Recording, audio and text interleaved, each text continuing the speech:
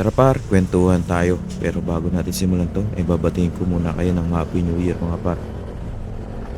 Nga pala, matagal-tagal din tayo nawala sa pagpo-vlog. Medyo nawalan tayo ng content. Kaya ngayon lang ako nakapag-upload. Ito nga, ibo-voice over ko lang to dahil wala akong dalang mic ng oras na sinushoot ko to. Ito, pagkwentuhan lang din natin. Kasi madalas ko nababasa o madalas na usap-usapan is yung oil gear pump ng Honda Click 160. Kung bakit daw plastic ito. May dahilan din naman yan kung bakit plastic ang ginamit ng mga engineer natin dyan. Halos lahat naman ng motor, puro plastic ang gear oil pump. Gear oil pump pa or oil gear pump? Bahala na kayo kung ano yung tama. Basta parehas lang yan mga par. Siguro kaya ito yung ginamit ng mga manufacturer or ng mga engineer natin. Mas mura at mas madaling ihulma kasi yung mga plastic kumpara sa mga bakal. At saka kinagandahan kasi sa plastic para hindi na rin dumagdag sa init ng makina natin. Di tulad ng bakal, nadadagdagan pa yun ng init. Sa totoo lang, halos 2 taon ko nang gamit ang motor ko. Nasa 7,400 na yung odo niya. Pero wala pa rin ako nararamdaman na nasisira yung oil gear ko. Kaya, yun. Ngayon pa rin siya, maandar. Wala pa naman ako reklamo. Kaya wala rin naman ako kakilala ng mga nasiraan. Dami naglalabas ng vlog sa Thailand na ganun nga daw na pinapalitan nila. Ginagawa nila yung black. Pero dito naman sa Pinas wala pa naman ako kilalang nasiraan yan. Pasensya na kayo kung medyo inahabol ko yung boses ko. Or medyo ngongo ako. Dahil meron akong sipon at ubo ngayon kaya hindi tayo makapagkano ng maayos. Sa tagal-tagal na ng Honda Click 160 dito wala pa naman akong kilalang nasisiraan yun. Tsaka sa ibang motor kahit yung mga Yamaha ganun lang din naman yung gamit nila, plastic. Pati nga yung sa KTM alam ko plastic yung ginagamit nila. Pero all goods pa rin naman.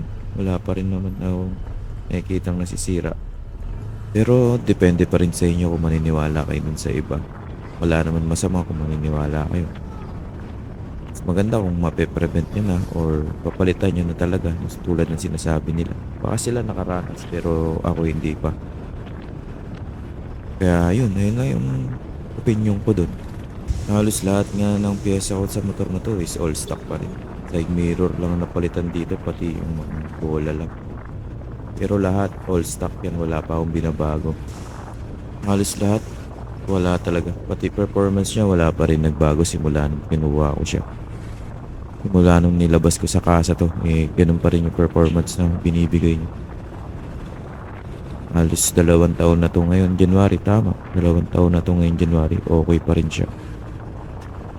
Ang problema ko lang ngayon nilowered ko nga kasi yung harap nito kaya medyo masakit sa katawan.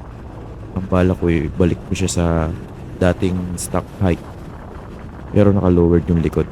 Pero tingnan pa rin natin. Baka kasi yung tindig talaga ng lowered. Baka pogi niya. Para dun sa stock.